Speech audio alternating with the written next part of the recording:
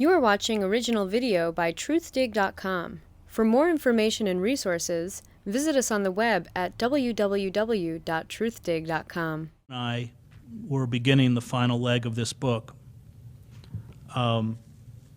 in last fall. We suddenly saw the rise of Occupy at the gates of Wall Street. And it was clear that this revolt, this belief, and it really came out of Polanyi, this understanding that with all impediments lifted, corporations would continue to essentially cannibalize both the global and the national economy in the name of profit. I mean, anytime you see hedge fund managers taking a fervent interest in inner city education, it's not because they want to teach poor African American children how to read and write. It's because they know the federal government spends about $600 billion a year in education, and they want it, just like they want the Social Security Fund and everything else. And the rise of the Occupy movement, we actually added a chapter. The last chapter will now be Days of Revolt, in the belief that it is only by rebuilding these movements that we have the capacity to confront what, in theological terms, are systems of death. And I don't throw that out, it's not hyperbolic, because what these corporations, and especially the fossil fuel industry, is doing to the ecosystem dooms the next generation. I mean, my littlest one is 4, well, not my littlest actually anymore, but my youngest son is 4, and I'll walk by his room and his favorite book is called Out of the Blue, and it's big picture book of narwhals and porpoises and dolphins, and every time I see him look at those pictures, it kills me, because I know that if there is not a radical change in our behavior, every single one of those sea creatures will be dead within his lifetime. That's what they're doing. You fly over the Appalachians, which Joe and I did, and you can't understand, just like you couldn't understand the destruction of the war in Bosnia until you flew over it. I mean, you would drive through these villages. The Serbs had gone in there and driven everyone out and dynamited all the foundations, and so you'd see it. But when you flew over it in a helicopter, unfortunately these were Ukrainian helicopters, which for some weird reason has the fuel tank in the middle of it. So when they go down, it's just like, you've been in them. Yeah, I don't know who designed these things. Yeah, they would go down too. They were not poorly maintained. It was just boom, up in big mushroom cloud of gasoline. But you'd fly over them, and it was just, you just saw a completely ravaged landscape. And the same's true in the Appalachian Mountains, where the coal companies don't want to dig down anymore for the coal seams. They blow off the top 400 feet of the mountains. And they poison the water, they poison the streams. We were in towns. And by the way, when we drove through southern West Virginia, Joe and I kept feeling we were back in Bosnia, because we were going into towns where all of the buildings had collapsed, a lot of them had burned, spindly chimneys, that was it. And everybody's medicated. I mean, you go into Jenkins Jones, these old coal camps, and everybody's popping Oxycontin, hillbilly heroin, massive quantities of it. We interviewed people. We interviewed one guy. 7 weeks later, we got a call. He died of an overdose. No food, no fresh food. The nearest supermarket's an hour away. And when people line up, same thing we were talking about with Patrick in Pine Ridge, when you go to the gas station, you only get $4 of gas. There's a long line of gas. Nobody fills their tank up. And so they're eating this processed crap. Same is true in Camden. There's no supermarket in Camden because these people can't afford fruits and vegetables that are trucked all the way over from California or up from Florida. The only thing you eat in Camden are Crown Fried Chicken and donut shops. And these corporations, there's a business term for it. They harvest. We learn about it in the newspaper industry. You get some horrible capitalist who comes in and buys a failing city newspaper. They know it's going down. They gut it. They make it a shell. They make as much profit as they can, as quickly as they can, and then the paper dies. And what these corporations are doing, in essence, not only to the country, but to the planet, is harvesting it. And I don't know whether they're they think they can escape from it. I mean, I had the unfortunate experience of going to a very elite boarding school on scholarship at the age of 10. So I grew up with a lot of these people. And my sneaky suspicion is that they're just stupid. They really don't think. I mean, look at a George W. Bush. I mean, as soon as I saw Bush, I went to school with so many Bushes. That's what I really, the only thing they can talk about is money and how to make it. That's it. They are utterly blinded to the wider world. And of course, in biblical terms, it's called idolatry. So unless we begin to create mechanisms of resistance outside the formal structures of power, which maybe Occupy, and I was deeply enough involved in Occupy to know its many weaknesses, including the consensus model, which doesn't really work once you start hitting the numbers they hit in Zuccotti.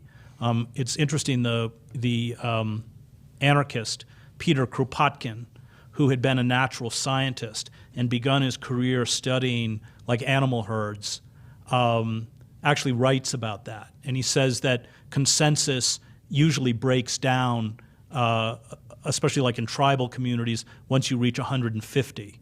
And once you start reaching large numbers, then you have to break off in order to. He also has an interesting counter to Darwin in that he says, it's not survival of the fittest. It's survival of those groups that cooperate. And he talks about herds where an animal will be wounded and the other animals will circle that animal. That in fact, survival is best achieved by mutual interdependence, not survival of the fittest. And I think that I can't tell you where the Occupy movement is going. No one knows. I've covered movements. I covered both of the Palestinian uprisings or intifadas. I covered all of the revolutions, or most of the revolutions in Eastern Europe. I was in East Germany in 1989, in Czechoslovakia, and later in Romania. I grew up in a small farm town in upstate New York, and it was communist this and communist that and communist. And after a few days in Romania, I actually talked to one of my friends I grew up with, and I said, those things they told us about communists? They're true. Well, if you've been in Ceausescu's Romania.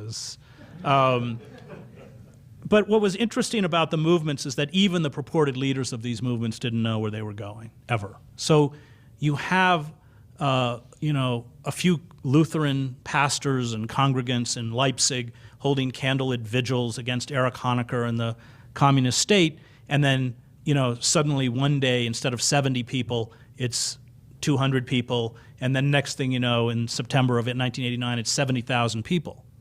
And Erich Honecker, this is why I've been so rough on the Black Bloc and on the tactics of violence. Erich Honecker sends down an elite paratroop division to fire on the crowd.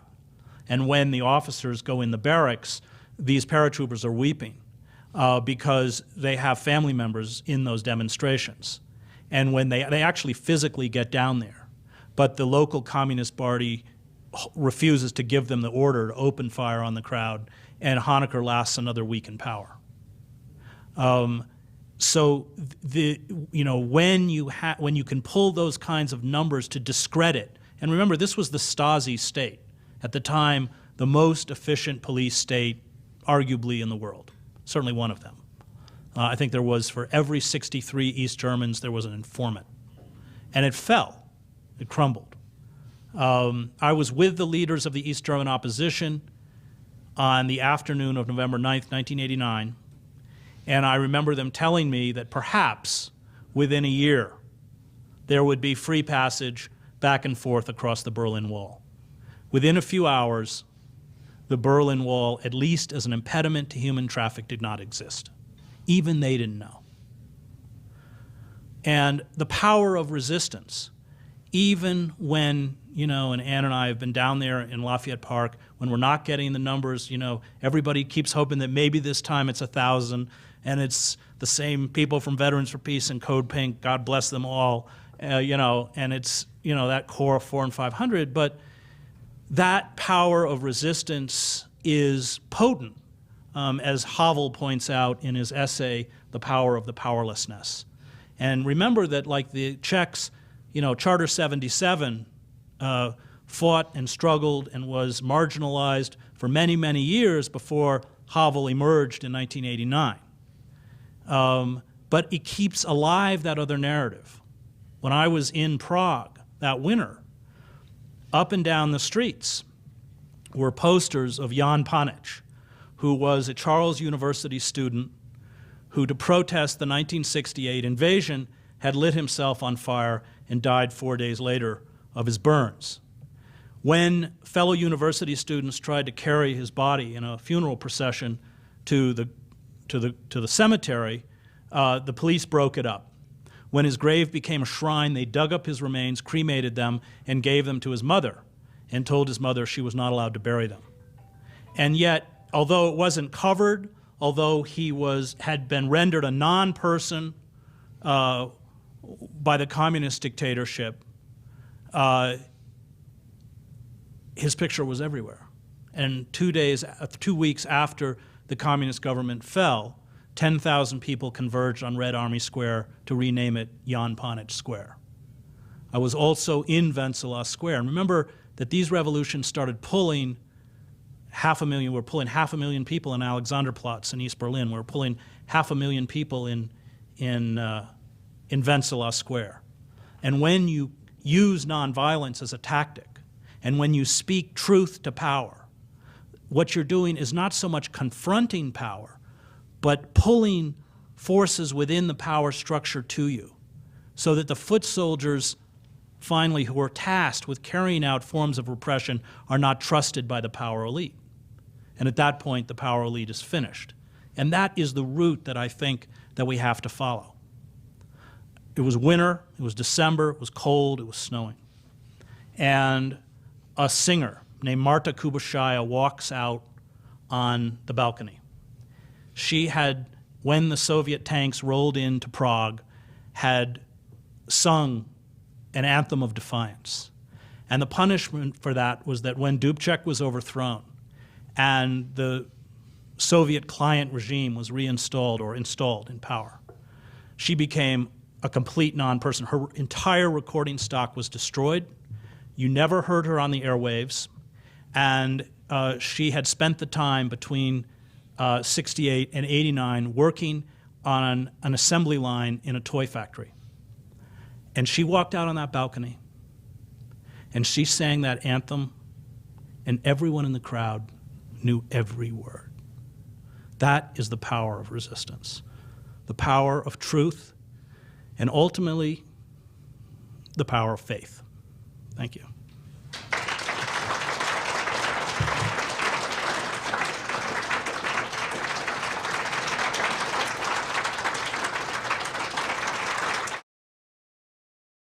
This video program was brought to you by Truthdig.com. For more information and resources, visit us on the web at www.truthdig.com.